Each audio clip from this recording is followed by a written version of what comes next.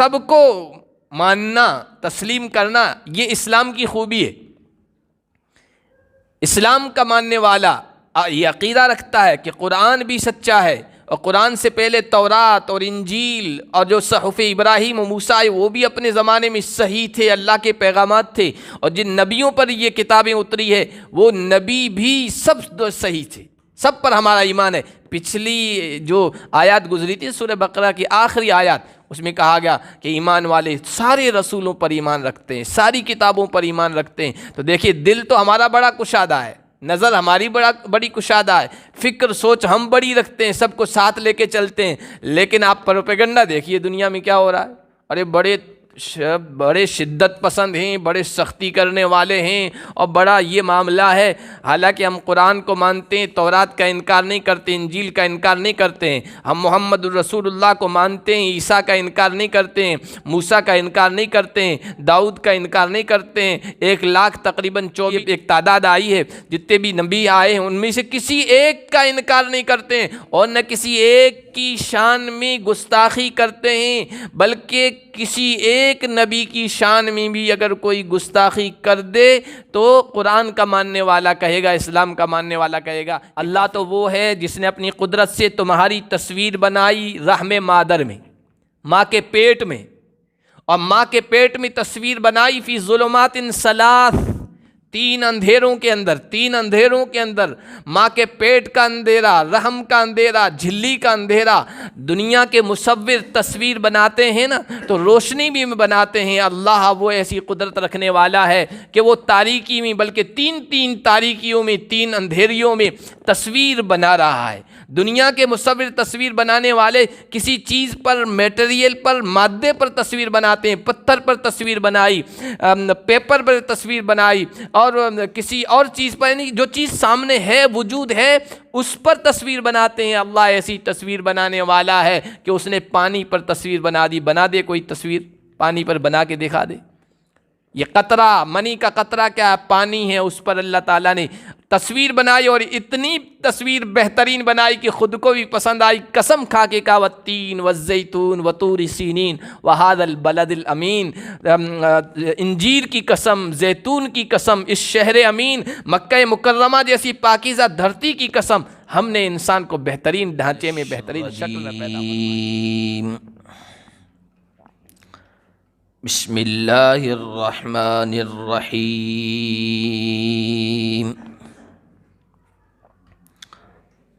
الف لام میم، اللہ لا الہ الا هو الحی القیوم۔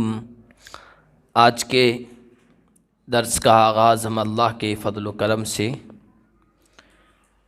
سورہ آل عمران سے کر رہے۔ سورہ آل عمران قرآن کی ترتیب کے اعتبار سے تیسرے نمبر پر ہے۔ سورہ بقرہ اور سورہ آل عمران میں بہت ساری چیزوں میں مشابہت ہے، دونوں میں ایک جیسی چیزیں ہیں۔ اللہ تبارک و تعالی نے سورہ فاتحہ میں ایمان والوں کو دعا سکھائی، اور اس دعا میں یہ کہا گیا کہ اللہ سے مانگو صراط مستقیم عطا کر اور اس پر ثابت قدمی عطا فرما۔ تو اللہ تعالیٰ نے اس کا جواب، اس دعا کا جواب سورہ بقرہ میں دیا کہ صراط مستقیم قرآن ہے، یہ ہدایت ہے تقوی والوں کے لیے، اس کو پکڑ لو، صراط مستقیم پر جمے رہو گے۔ پھر جو قومیں صراط مستقیم سے ہٹ گئی،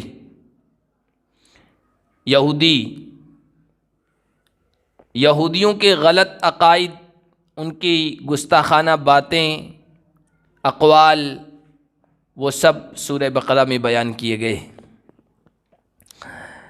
یہودی یہ بنی اسرائیلی ہے۔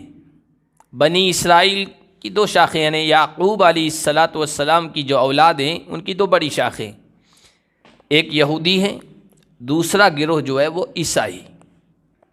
تو سورہ آل عمران میں بنی اسرائیل کے دوسرے گروہ یعنی عیسائیوں کے سلسلے میں بیان کیا گیا ہے، ان کی غلط باتوں کو، ان کے غلط عقائد کو، ان کے غلط تصورات کو، غلط سوچوں اور فکروں کو رد کیا گیا ہے، ان کی غلطی واضح کی گئی ہے۔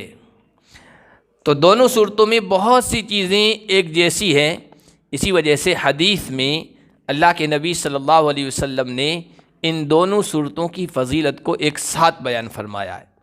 نبی علیہ الصلاۃ والسلام نے ارشاد فرمایا قرآن کو پڑھو، اس لیے کہ قرآن کو پڑھنے والے اور ان پر عمل کرنے والے کل قیامت کے دن آئیں گے اور قرآن بھی پیش ہوگا اور سفارش کرے گا۔ اور اس کے ساتھ حضور علیہ الصلاۃ والسلام نے ارشاد فرمایا کہ اقرؤوا الزہراوین، دو روشن، چمکدار، خوبصورت، حسین و جمیل صورتوں کو بھی پڑھو، قرآن کو بھی پڑھو، وہ سفارش بن کے آئے گا، اور دو روشن صورتوں کو بھی پڑھو۔ اور راوی ہیں حضرت نواس بن سمعان، وہ کہتے ہیں حضور نے مثال دے کے سمجھایا کہ کل قیامت کے دن یہ دونوں صورتیں اللہ کی بارگاہ میں، اللہ کے دربار میں اس طرح حاضر ہوگی کانہما غیایتانی او غمامتانی سوداءوانی، گویا کہ وہ دو بادل ہیں جو اپنے پڑھنے والوں پر سایہ کیے ہوئے ہیں، یا یہ دونوں صورتیں ان پرندوں کی طرح ہیں جو اپنے پروں سے پر ملائے ہوئے ہیں، صف بستہ ہیں، ایک ساتھ پرندے پر سے پر ملا کر اوپر ہو جائیں تو نیچے سائبان ہو جاتا ہے، سایہ ہو جاتا ہے۔ اسی طرح یہ دونوں صورتیں کل قیامت کے دن اپنے پڑھنے والوں کے لیے بن کے آئیں گی اور پڑھنے والوں کی طرف سے بحث کرے گی، دفاع کرے گی، ان کی سفارش کرے گی۔ سورت جو شروع ہو رہی ہے وہ اللہ کی توحید سے، الف لام میم اللہ لا الہ الا هو الحی القیوم۔ الف لام کے سلسلے میں پہلے بتایا جا چکا ہے کہ ان کو حروف مقطعات کہتے ہیں، اور ان کا صحیح معنی کیا ہے اللہ ہی بہتر جانتا ہے۔ یہ متشابہات میں سے ہیں، متشابہات اس کی 7ویں آیت میں وہ لفظ آ رہا ہے۔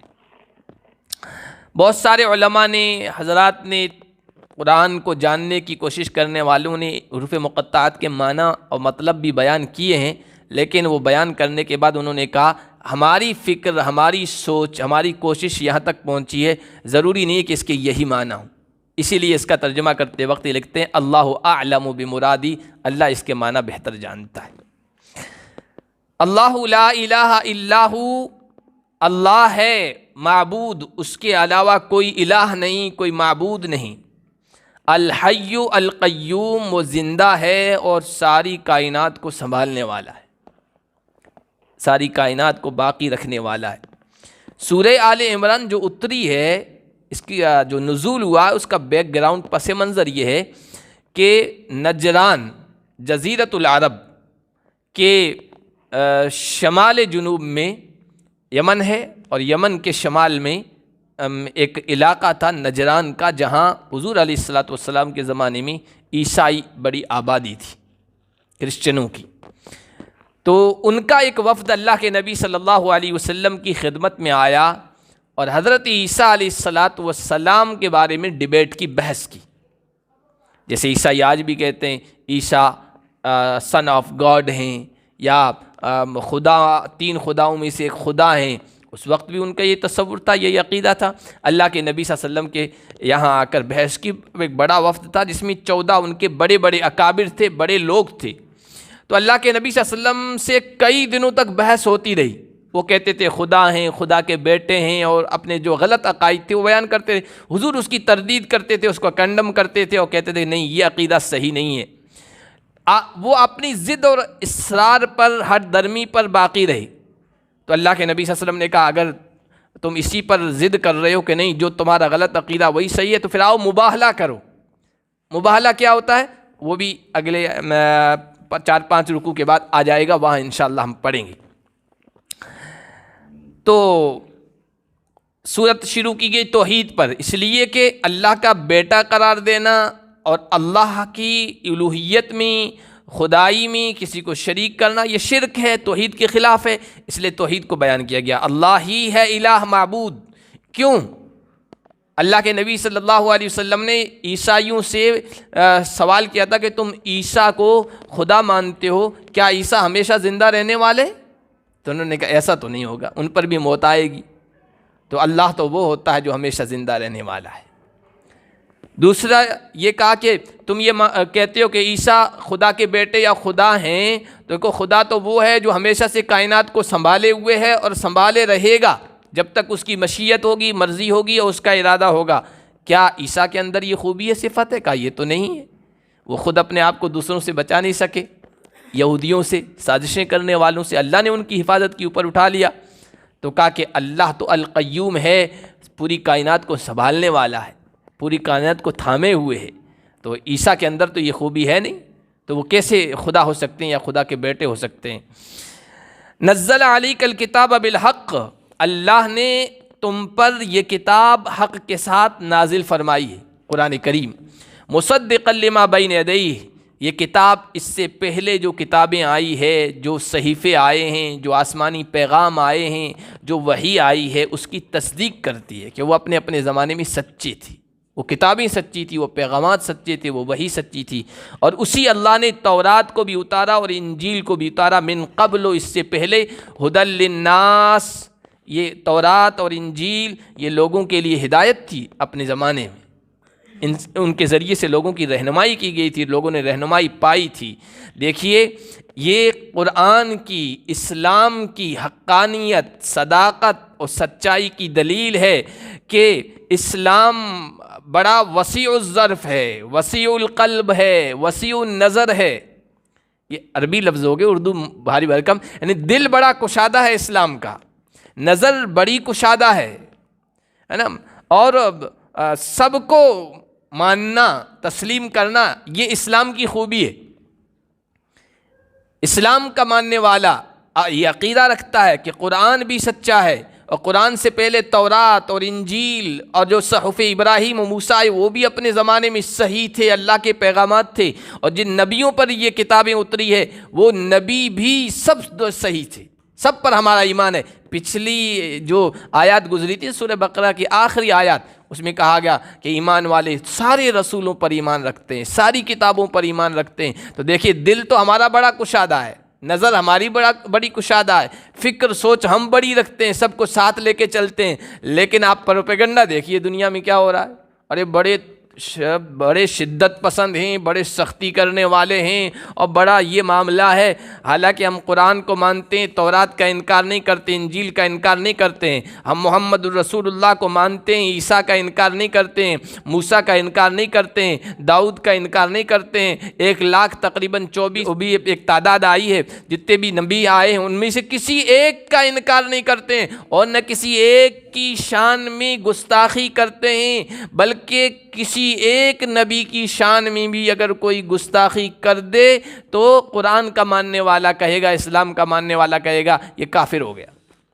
اس کا الٹا دیکھیے آپ، جو کہتے ہیں نا ہم انسانی حقوق کے چیمپئن ہیں اور ہم بڑے کشادہ ہیں، وہ موسیٰ کو تو مانتے ہیں لیکن حضور کی شان میں گستاخی کرتے ہیں، وہ عیسیٰ کو تو تسلیم کرتے ہیں لیکن محمد الرسول اللہ کو ماننے کے لیے تیار نہیں ہیں، تورات انجیل کو تو معزز مانتے ہیں لیکن قرآن کو ماننے کے لیے تیار نہیں ہے، بلکہ اتنا بغض، اتنا کینہ، اتنا حسد، اتنی جلن، اتنی نفرت کہ ابھی 1 مہینہ بھی نہیں ہوا، آپ نے سنا ہوگا کہ سویڈن میں ایک آدمی نے کہا کہ مجھے قرآن جلانے کی اجازت دی جائے، اور پوری دنیا اس پر خوشی کا اظہار کر رہی ہے اور تماشائی بنی ہوئی ہے۔ اس کے برعکس ہوتا، حالانکہ کبھی نہیں ہوگا کہ کوئی مسلمان یہ کہہ دے کہ ہمیں انجیل اور ہمیں تورات اور ہمیں فلاں کتاب کو جلانا ہے یا ان کی شان میں گستاخی کرنا ہے۔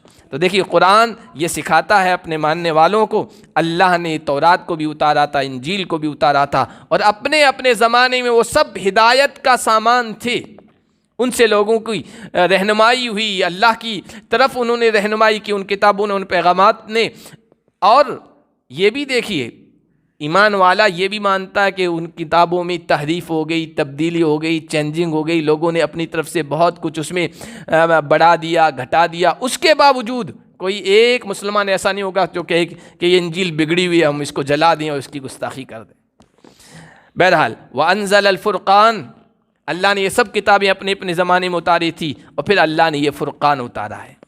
یہ کتاب قرآن کریم کو فرقان کہا گیا، اور فرقان کا مطلب ہے فیصلے کرنے والی کتاب، حق اور باطل کے درمیان امتیاز پیدا کرنے والی کتاب، سچ اور جھوٹ کو واضح کر دینے والی کتاب، کفر اور ایمان کو بتلانے والی کتاب، اور اصل کیا ہے اور نقل کیا ہے اس کو بتلانے والی کتاب۔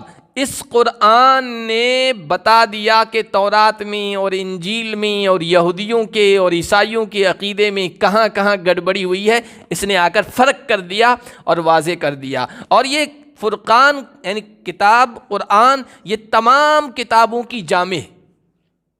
تورات اور انجیل اور زبور اور صحفوں میں صحیفوں میں جو کچھ اچھی باتیں تھیں وہ سب خلاصہ قرآن کریم کے اندر آ گیا، وہ ساری خوبیاں ان کے اندر جمع ہیں۔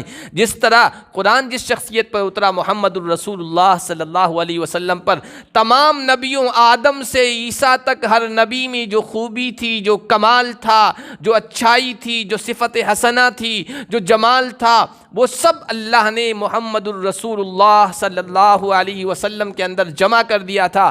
اسی طرح جو کتاب محمد الرسول اللہ پر اتری ہے، ساری آسمانی کتابوں کی خوبیاں اور اچھائیاں، اچھی باتیں وہ قرآن میں جمع کر دی گئی۔ یعنی پہلا جو پیغام اللہ کی طرف سے میسج آیا تھا، وہ یا کتاب آئی تھی یا جو صحیفہ آیا تھا، وہ زمانے کے ساتھ ساتھ حالات کے لحاظ سے اس میں کچھ نہ کچھ اضافہ ہوتا رہا۔ اس پیغام کا آخری ایڈیشن، کیا اس کے بعد کوئی ایڈیشن نہیں آئے گا، وہ قرآن کریم ہے۔ تو یہ فرقان ہے، انزل الفرقان، یہ سچ اور جھوٹ کے درمیان فرق کرتا ہے، اور اس نے فرق کر دیا۔ اس لیے کہ آپ دیکھیے یہودی جو تھے نا، عیسائی، دونوں بنی اسرائیل ہیں، یعنی یعقوب کی اولاد ہیں، لیکن آپس میں سخت دشمنی، سخت نفرت۔ یہودیوں کا یہ عقیدہ ہے، یہودی یہ کہتے ہیں نعوذ باللہ، الیاذ باللہ، ہم تو زبان پر بھی ایسا کلمہ نہیں لا سکتے کہ عیسیٰ مسیح ولد الزنا ہے، نعوذ باللہ، حرامی ہے، نعوذ باللہ، نعوذ باللہ، استغفر اللہ۔ دوسرا وہ کہتے ہیں عیسیٰ مسیح دجال ہے۔ جس دجال کا تذکرہ ہم کرتے ہیں نا، وہ جھوٹا ہوگا، مہا جھوٹا ہوگا، بڑے فتنے پھیلائے گا۔ یہودیوں کا یہ عقیدہ ہے کہ وہ عیسیٰ ہے، نعوذ باللہ۔ اور عیسائی حضرت عیسیٰ کے سلسلے میں بالکل دوسرے کنارے پر وہ کہتے تھے کہ نہیں، یہ تو خدا ہیں، یہ خدا کے بیٹے ہیں۔ تو اس فرقان کتاب نے آ کر یہودیوں کو بھی غلط قرار دیا کہ تم جو کہتے ہو کہ مسیح دجال ہیں، نہیں، یہ اللہ کے پیغمبر ہیں، اللہ کے بندے ہیں، اللہ کے سچے نبی ہیں، اللہ نے اپنے قدرت کمال سے ان کو پیدا فرمایا ہے۔ اور عیسائیوں تو تم جو کہتے ہو یہ اللہ کے بیٹے ہیں اور یہ خدا ہیں، تین خداؤں میں سے ایک ہیں، یہ بھی غلط ہے۔ صحیح بات کیا ہے وہ قرآن نے سورہ آل عمران میں آگے ہم پڑھیں گے۔ ان الذین کفروا بآیات اللہ لہم عذاب شدید، جو لوگ اللہ کی آیتوں کا انکار کر رہے ہیں اور صحیح بات کو مان نہیں رہے، ان کے لیے سخت عذاب ہے۔ واللہ عزیز، اور اللہ بڑا زبردست ہے، غالب رہنے والا ہے۔ اور چونکہ حضرت عیسیٰ کو خدا ماننے کا عقیدہ تھا عیسائیوں کا، تو کہا گیا کہ خدا تو وہ ہے جو سب پر غلبہ حاصل کرنے والا ہے، سب پر غالب آنے والا ہے۔ تمہارا جو عقیدہ ہے عیسیٰ کے بارے میں یہ صحیح نہیں ہے، تم جو خدا مان رہے ہو وہ خدائی کیسا جو مغلوب ہو جائے۔ حضرت عیسیٰ علیہ السلام کو یہودیوں نے پریشان کیا، ان کے مقابل میں وہ مغلوب ہو گئے، اللہ تعالیٰ نے حفاظت فرمائی اور اوپر اٹھا لیا، رفع فرمایا۔ تو اللہ تو وہ ہے جو کسی کے سامنے جھکتا نہیں ہے، مغلوب نہیں ہوتا ہے، کمزور نہیں پڑتا ہے۔ تو ایسا خدا کیوں مانتے ہو جس میں کمزوری ہے، جس میں نقص ہے؟ آپ دنیا میں دیکھ لیجئے، اللہ کے علاوہ جتنوں کو بھی معبود سمجھ رہے ہیں، خدا سمجھ رہے ہیں، سب عاجز ہیں، سب بے بس ہیں، سب عاجز ہیں، سب بے بس ہیں، سب میں نقص ہے، سب میں کمی ہے۔ تو ایسا خدا کیوں نہیں مان لیتے ہو جس میں کوئی کمی نہیں؟ وہ سبحان ہے، نقص سے پاک ہے اور مغلوبیت سے پاک ہے۔ اللہ عزیز بھی ہے، غالب آنے والا بھی ہے، ذو انتقام، وہ بدلہ لینے والا بھی ہے، وہ ہے رحیم، وہ ہے رحمان، وہ بڑا شفیق ہے، لیکن اس کی صفت انتقام لینا بھی ہے، تبھی تو عدل ہوگا، تبھی تو انصاف ہوگا۔ جب انتقام لے گا تو جو نیک آدمی ہے، جو بیچارہ مظلوم ہے، اس کی آنکھیں ٹھنڈی ہوگی، دل ٹھنڈا ہوگا، دل خوش ہوگا، اور جو ظالم جابر ہیں ان کے ساتھ بھی انصاف ہوگا کہ لوگ عبرت اور نصیحت ان سے حاصل کریں گے۔ تو وہ ذو انتقام بھی ہے۔ ان اللہ لا یخفی علیہ شیء فی الارض ولا فی السماء۔ اے عیسائیو، تم کہتے ہو کہ عیسیٰ اللہ کے خدا ہیں، تو کیا عیسیٰ کو کائنات کی، دنیا کی ہر چیز کے بارے میں پتہ ہے، علم ہے، جانکاری ہے۔ معبود تو وہ ہے، الہ تو وہ ہے جس کو ایک ایک چیز کے بارے میں پتہ ہو، علم ہو۔ بے شک اللہ وہ معبود ہے جس پر زمین میں اور نہ آسمان میں کوئی ایسی چیز نہیں جو مخفی ہو، پوشیدہ ہو۔ زمین کی گہرائیوں میں، سمندر کی موجوں میں، فضا میں، آسمان میں، اندھیروں میں، روشنیوں میں، خلوتوں میں، جلوتوں میں، جہاں کہیں بھی کوئی بھی چیز ہے اللہ کی نظر سے کوئی بھی مخفی نہیں ہے۔ تو اللہ تو وہ ہوتا ہے جس کو ہر چیز کے بارے میں علم اور جانکاری ہے، جبکہ عیسیٰ کے اندر یہ چیز نہیں ہے، تو وہ کیسے معبود ہو سکتے ہیں؟ هو الذی یصورکم فی الارحام کیف یشاء، اللہ تو وہ ہے جس نے اپنی قدرت سے تمہاری تصویر بنائی رحم مادر میں، ماں کے پیٹ میں، اور ماں کے پیٹ میں تصویر بنائی فی ظلمات ثلاث، تین اندھیروں کے اندر، ماں کے پیٹ کا اندھیرا، رحم کا اندھیرا، جھلی کا اندھیرا۔ دنیا کے مصور تصویر بناتے ہیں نا تو روشنی بھی بناتے ہیں، اللہ وہ ایسی قدرت رکھنے والا ہے کہ وہ تاریکی میں، بلکہ تین تاریکیوں میں، تین اندھیریوں میں تصویر بنا رہا ہے۔ دنیا کے مصور تصویر بنانے والے کسی چیز پر، میٹیریل پر، مادے پر تصویر بناتے ہیں، پتھر پر تصویر بنائی، پیپر پر تصویر بنائی، اور کسی اور چیز پر، یعنی جو چیز سامنے ہے، وجود ہے، اس پر تصویر بناتے ہیں۔ اللہ ایسی تصویر بنانے والا ہے کہ اس نے پانی پر تصویر بنا دی۔ بنا دے کوئی تصویر پانی پر، بنا کے دکھا دے۔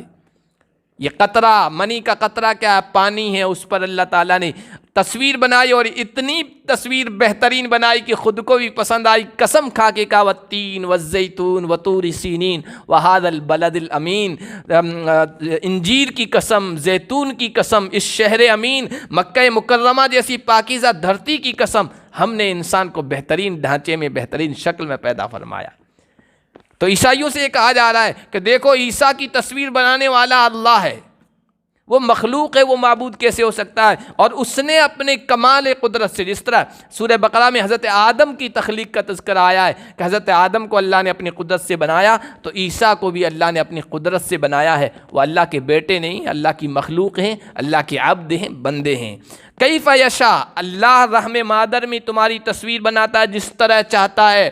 کسی کو خوبصورت بنا دیا، کسی کو بدصورت بنا دیا، کسی کو بلند قامت بنا دیا، کسی کو پست قامت ٹھگنا بنا دیا، کسی کو حسین و جمیل بنا دیا، کسی کو اس کے برخلاف بنا دیا، کسی کو کس طرح کا، کسی کو کس طرح کا، کسی کے نین نقشے کس طرح کے بنا دیے۔ یہ اب اس نے اپنی قدرت سے بنایا ہے۔ جو اس طرح کرتا ہے، لا الہ الا ہو، الہ معبود بھی وہی ہے، کوئی اور نہیں ہے۔ وہ العزیز ہے، زبردست ہے، طاقت والا ہے، قوت والا ہے، غلبہ رکھنے والا ہے، طاقت و قوت رکھنے کے ساتھ ساتھ الحکیم، وہ حکمت والا بھی۔ طاقت و قوت اور حکمت، پاور اور حکمت دونوں ساتھ میں ہوں تبھی کام چلتا ہے۔ قوت آ گئی، پاور آ گیا، حکمت نہیں ہے تو پھر معاملات بگڑتے ہیں، جیسے کہ اس وقت دنیا میں دکھ رہا ہے۔ جن قوموں کے پاس پاور آ گیا ہے نا، دیکھو دنیا میں کس طرح کشت و خون کر رہی ہے، خون بہا رہی ہے، اور کمزوروں پر ظلم ڈھا رہی ہے۔ حکمت نہیں ہے۔ اللہ تو وہ طاقت والا، پاور والا ہے جس کے پاس حکمت ہے، وہ ہر چیز کو حکمت کے مطابق انجام دیتا ہے۔ هو الذی انزل علیک الکتاب منہ آیات محکمات، اللہ وہ ہے جس نے آپ پر کتاب اتاری، اس میں کچھ محکم آیات ہیں جو اصل کتاب کا خلاصہ ہیں، اصل چیزیں ہیں، اور کچھ متشابہات ہیں۔ دیکھو قرآن کریم میں دو طرح کی آیتیں ہیں، بلکہ احادیث میں بھی اس طرح کی باتیں آئی ہیں، وہ دو طرح کی۔ ایک محکم آیات محکمات۔ محکم آیتیں کا کیا مطلب؟ کہ ان الفاظ، ان کلمات، ان آیات کا معنی، مطلب، مقصد بالکل واضح، دن کے اجالے کی طرح، روشنی کی طرح بالکل واضح کہ اس کا یہ مطلب ہے، اس کو آیات محکمات کہتے ہیں۔ اور یاد رکھیے جتنی بھی پریکٹیکلی چیزیں ہیں، عمل کرنے کی چیزیں ہیں، وہ سب آیات محکمات میں موجود ہیں۔ اور متشابہات کہتے ہیں ایسے کلمے، ایسے جملے کہ جس کا معنی، مطلب واضح نہیں ہے، اور کوئی اس کی گہرائی میں جائے گا تو مطلب پائے گا بھی نہیں، خامخواہ پریشان ہوگا، الجھن میں پڑے گا، کنفیوژن میں مبتلا ہو جائے گا اور گمراہی میں چلا جائے گا۔ اور ایسی جو آیتیں ہیں نا، پریکٹیکلی زندگی میں اس کا کوئی مطلب نہیں۔ تو جو عمل کرنے کی چیزیں ہیں وہ سب آیات محکمات میں موجود ہیں، اس لیے آیات متشابہات میں پڑھنے کی ضرورت نہیں، اس میں اجمالی مختصراً ایمان لانا ضروری ہے کہ ہاں یہ جملہ آیا ہے قرآن میں، حدیث میں، ہمارا اس پر ایمان ہے، اس کا کیا مطلب ہے اللہ کے حوالے۔ تو اس قرآن میں کچھ آیات محکمات ہیں جو اصل ہیں، اصل چیزیں وہ ہیں، اور آخر کچھ متشابہات ہیں، جیسے حضرت عیسیٰ ہی کا تذکرہ آئے گا۔ حضرت عیسیٰ کے بارے میں قرآن میں آیا ہے وہ اللہ کا کلمہ ہیں اور اللہ کی روح ہیں، اب اس کا کیا مطلب؟ یہ متشابہات ہیں۔ اب خواہ متشابہات کے پیچھے پڑنا یا اسی کو پکڑ لینا یہ صحیح نہیں، جبکہ قرآن میں محکم آیتیں موجود ہیں حضرت عیسیٰ کے سلسلے میں جو بے غبار ہیں، واضح ہیں، صاف ہیں، جیسے 25ویں پارے میں آیا اور کئی جگہ آیا، ان هو الا عبد انعمنا علیہ، وہ ہمارے بندے تھے، ہم نے ان پر انعام کیا اور اپنی قدرت سے ان کو اس عجیب و غریب طریقے سے پیدا فرمایا بغیر باپ کے۔ عبد آیا ہے یعنی وہ اللہ کے بندے ہیں، مخلوق کے، صاف آیا۔ اسی طرح اور بھی کئی جگہوں پر آیا ہے۔ تو جو محکم آیتیں ہیں ان پر ہمارا ایمان ہے، وہ اللہ کے بندے تھے، اللہ کے پیغمبر تھے، اللہ کے رسول تھے۔ کلمہ اور روح کا، اللہ کی روح کا کیا مطلب ہے اللہ ہی بہتر جانتا ہے۔ فَأَمَّا الَّذِينَ فِي قُلُوبِهِمْ زَيْغٌ، لیکن یاد رکھیے ہمیشہ جن لوگوں کے دلوں میں کجی ہے، ٹیڑھاپن ہے، وہ متشابہ آیتوں کے پیچھے پڑتے ہیں۔ محکم جن کا مطلب واضح ہے، جن پر عمل کرنا ہے، ان کو تو چھوڑ دیتے ہیں، اس کی طرف توجہ ہی نہیں کرتے ہیں۔ کیوں ایسا کرتے ہیں؟ ابتغاء الفتنہ وابتغاء تعویلہ، فتنہ تلاش کرنے کے لیے، فتنہ برپا کرنے کے لیے، اور اس کا غلط مطلب اور غلط تعویل پیش کرنے کے لیے، چاہنے کے لیے۔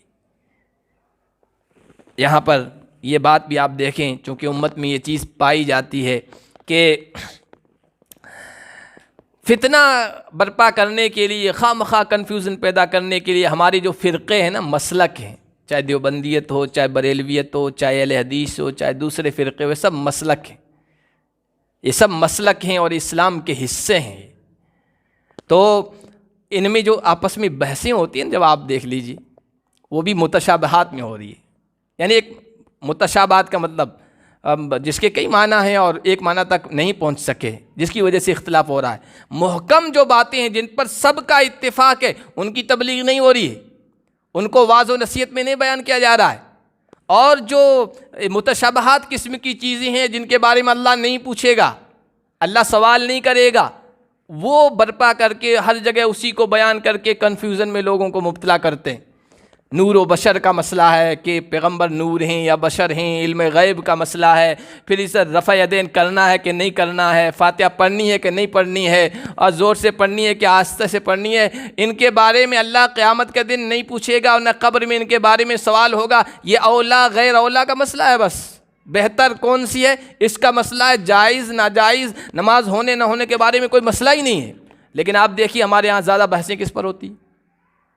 بے نمازی ہے اس کو جا کر کوئی نہیں سمجھائے گا، شرابی ہے، بدکار ہے، زناکار ہے، سودی کاروبار میں مبتلا ہے اور رشتوں کو توڑ رہا ہے، جن پر سب متفق ہیں سارے مسلک والے کہ یہ نہیں ہونا چاہیے، اس پر بحث نہیں ہوگی۔ لیکن ایک آدمی نماز پڑھ رہا ہے، کہیں گے یہ تمہاری نماز صحیح نہیں، تم یہ کرتے ہو کہ نہیں کرتے ہو، تم نبی کو یہ مانتے ہو کہ نہیں مانتے ہو، تم ایسا کرتے ہو کہ نہیں کرتے ہو۔ جو یہ ابتغاء الفتنۃ وابتغاء تعویل، یہ فتنے، یہ کنفیوژن پیدا کرنا ہے، یہ صحیح طریقہ نہیں ہے۔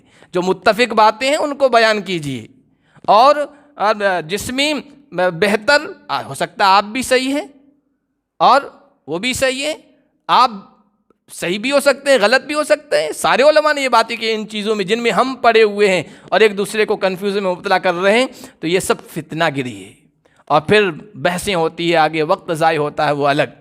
اصل نماز کی طرف دعوت دیجیے کہ نماز پڑھیے، سود چھوڑیے، اختلافات کو ختم کیجیے۔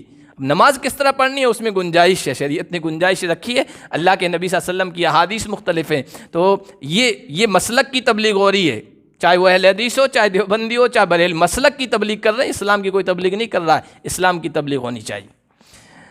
تو یہ سب فتنہ انگیزی ہے۔ تبعون ما تشابہ من ابتغاء فی الفتنۃ وابتغاء الفتنۃ وابتغاء تاویلہ وما یعلم تاویلہ الا اللہ۔ دیکھو اصل معنی مطلب جو متشابہ آیتیں ہیں وہ اللہ ہی جانتا ہے، اللہ کے علاوہ کوئی نہیں جانتا ہے۔ اور علم میں جو مضبوط ہیں وہ کہتے ہیں ہمارا سب پر ایمان ہے، آمنا بھی، کل من عند ربنا، سب اللہ کی طرف سے ہے، یہ بھی اللہ کی طرف سے، یہ بھی اللہ کی طرف سے، جن کا مطلب واضح ہے ہم اس کے اوپر عمل کرتے ہیں، جن کا مطلب واضح نہیں ہمارا اس پر ایمان ہے، اس کا اصل معنی اللہ کے حوالے ہے۔ وما یذکر الا اولو الالباب، لیکن نصیحت عقل مند ہی حاصل کریں گے، بیوقوف تو انہی بحثوں میں پڑے رہیں گے اور انہی بے مطلب چیزوں میں پڑے رہیں گے اور اسی کی دعوت دیتے رہیں گے۔ ربنا لا تزغ قلوبنا بعد اذ ہدیتنا، کتنی پیاری بات اللہ تعالی نے بیان فرمائی کہ دیکھو اللہ سے دعا مانگتے رہنا چاہیے، اے اللہ دلوں کو ہدایت دینے کے بعد کجی میں ٹیڑھے پن میں مت مبتلا کرنا، ہدایت مل گئی اس کے بعد گمراہی میں مت مبتلا کرنا، اور دل کو سکون مل گیا اس کے بعد بے سکونی میں اور بے قراری میں مت مبتلا کرنا، ہدایت کی روشنی مل گئی اس کے بعد گمراہی کی تاریکی اور اندھیرے میں مت لے جانا۔ وَهَبْ لَنَا مِن لَّدُنْكَ رَحْمَةً، اور اپنی طرف سے رحمت ہمیں عطا فرما۔ اللہ کی رحمت ہو گئی تو پھر انسان مطمئن رہتا ہے اور انسان صحیح بات پر قائم رہتا ہے۔ اِنَّكَ أَنتَ الْوَهَّابُ، نوازنے والا، عطا کرنے والا، بخشش کرنے والا تو ہی ہے۔ یہ دعا ہمیں مانگتے رہنا چاہیے ہمیشہ، کچھ پتہ نہیں انسان کا کب گمراہ ہو جائے۔ اللہ کے نبی صلی اللہ علیہ وسلم سے بڑھ کر مضبوط ایمان میں، عقیدے میں کون ہو سکتا ہے؟ حضرت عائشہ فرماتی ہیں حضور ایک دعا ہمیشہ کیا کرتے تھے اور حضور کو کسی چیز کا خطرہ نہیں تھا، حضور کی تو حفاظت ہوتی تھی، امت کو بتلانے کے لیے حضور ہمیشہ وہ دعا کیا کرتے تھے، کہتے یا مقلب القلوب ثبت قلبی علی دینک، یا مصرف القلوب صرف قلبی علی طاعتک، اے دلوں کو پلٹنے والے تیرے دین پر میرے دل کو جما دے، مضبوط کر دے، اور اے دلوں کو پھیرنے والے تیری اطاعت و فرما برداری کی طرف میرے دل کو پھیر دے اور اس پر جما دے۔ یہ ہمیشہ حضور دعا کیا کرتے تھے، ورنہ پتہ نہیں انسان کب گمراہ ہو جائے۔ اچھا خاصا انسان، یہاں تک کہ کل پرسوں ہم نے کسی نے بڑے عالم نے پوسٹ ڈالی تھی کہ بھائی عالم ہیں، دونوں حافظ ہیں، وہ گمراہ ہو گئے، مرتد ہو گئے، ایتھسٹ ہو گئے، ملحد ہو گئے۔ بہت سارے نوجوان اچھے خاصے پکے ایمان والے تھے، لیکن حالات ایسے فتنے میں ایسے برپا ہوئے کہ دینی کو چھوڑ دیا، قرآنی کا انکار کر رہے ہیں، اور راتوں رات بیٹھے ہیں، اب قرآن کے خلاف بول رہے ہیں، حدیث کے خلاف بول رہے ہیں، دین کے خلاف بول رہے ہیں، حضور کی شان میں بول رہے ہیں اور گستاخی کر رہے ہیں۔ آپ کو ایسے ہزاروں لوگ اس وقت ہندوستان میں مل جائیں گے جو کہتے تھے ہم حافظ قرآن ہیں، ہم نے کعبہ کا جو غلاف ہے اس کو بنانے میں اور وہاں پر لکھتے ہیں نا جو تحریر، وہ لکھنے میں ہم نے کام کیا ہے۔ اتنے مطلب اچھے کام کرنے والے آج گمراہ ہو گئے، مرتد ہو گئے، ایکس مسلم کہہ کر اپنے آپ کو پکارتے ہیں۔ تو یہ دعا ہمیشہ آپ پڑھتے رہیں، اللہ سے مانگتے رہیں کہ دلوں کو ہدایت دینے کے بعد کجی میں مبتلا کرنا۔ اور اے اللہ آج تو فیصلہ نہیں ہونے والا ہے، اس دنیا میں تو یہ اختلافات ہیں نا، ہمیں کوشش یہ کرنی چاہیے کہ یہ جو اختلافی اور مسلکی چیزیں ان میں نہیں پڑھنا چاہیے زیادہ۔ صحیح جو بات ہے اخلاق کی ہے، معاشرت کی ہے، لین دین کی ہے، عقیدے کی ہے، اس پر تو بحث کریں، اور یہ چیزیں یہاں فیصلہ ہونے والی نہیں ہیں۔ اس لیے آگے فرمایا اللہ تو لوگوں کو جمع کرنے والا ہے ایسے دن کے لیے جس میں کوئی شک نہیں، اور تیرا وعدہ خلاف نہیں ہوتا، ان اللہ لا یخلف المیعاد، بے شک اللہ وعدہ کی خلافی نہیں کرتا ہے۔ وہ دن آنے والا، اس دن فیصلہ ہوگا، اس دن صحیح اور غلط کا، اور حق اور باطل کا، اور ایمان اور کفر کا، اور سنت اور بدعت کا، اور ہدایت اور ضلالت کا، اور ظلمت اور نور کا حقیقی فیصلہ ہو جائے گا، انسانوں کے سامنے اصل بات آ جائے گی۔ اللہ پاک ہم سب کو اس دنیا میں آپس کے اختلافات سے بچتے ہوئے صحیح عقیدے کے ساتھ اور اللہ کی اطاعت و فرما برداری کے ساتھ زندگی گزارنے کی توفیق عطا فرمائے۔